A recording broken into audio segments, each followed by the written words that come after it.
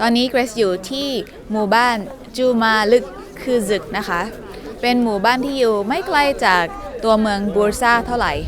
ที่นี่ก็จะโด่งดังเรื่องเหมือนกับของ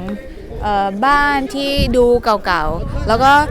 ก็เวลาที่คนตุรกีเขาถ่ายหนังที่เขาอยากได้บรรยากาศที่เก่าๆเขาก็ชอบมาถ่ายที่นี่กันแล้วก็เป็นสถานที่ที่อยู่ใน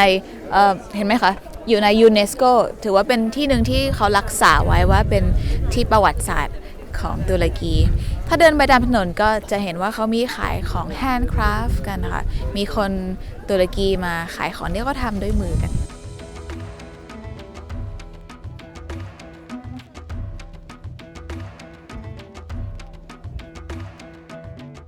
เดินชมบรรยากาศนะคะที่พื้นเป็นหินผนังก็มีหินมีบ้านเก่าๆเยอะ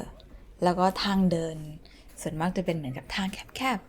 ๆมีความรู้สึกเหมือนกับได้ย้อนอดีต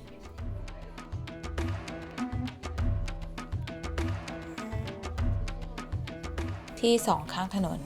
มีคนเอาของที่ระลึกมาขายเป็นพวกแม่เหล็กพวงกุญแจ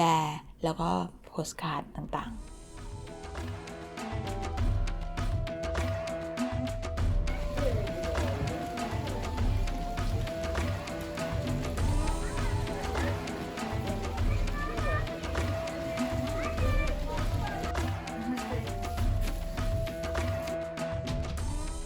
ที่ใจกลางหมู่บ้านมีพิพิธภัณฑ์เล็กๆแห่งหนึ่ง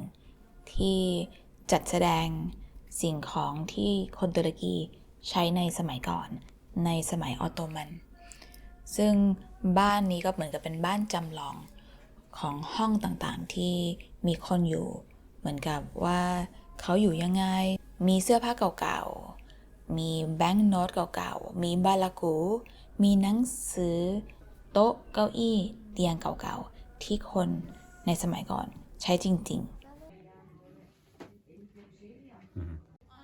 พอมาถึงที่หมู่บ้านนี้อย่างแรกสุดที่เห็นก็คือน้ำผลไม้น้ำมัลเบอรี่ซึ่งมีขายอยู่ทั่วไป